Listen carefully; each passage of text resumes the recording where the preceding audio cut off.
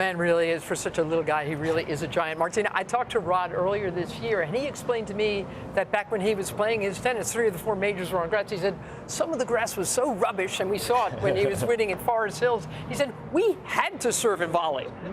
Which makes his result more amazing. Winning 6-1, 6-2, 6-2 against Roach on that court, I mean, it was a cow pasture.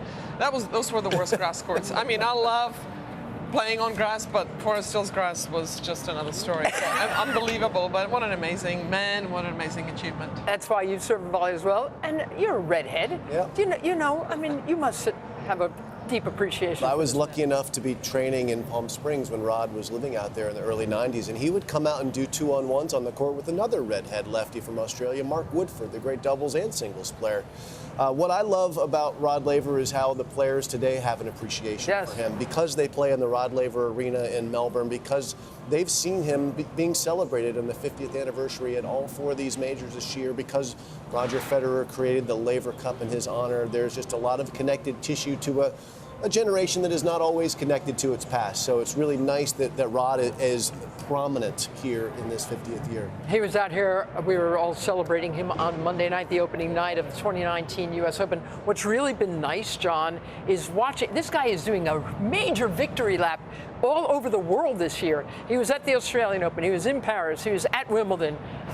You know, he's not afraid to be traveling at this in his dotage. He's doing great, and as Jim said, I mean, this is an achievement that has aged well. And when I did that piece, I went to newspapers.com, a great resource, and it was remarkable how little fanfare this bid for history got, and yet I think it starts with Roger Federer, but everyone has stepped in line, and I think that as more and more players have failed to achieve this, for everything the Big Three has done, they have not been able to win these 4 majors. I think this achievement is aging very well.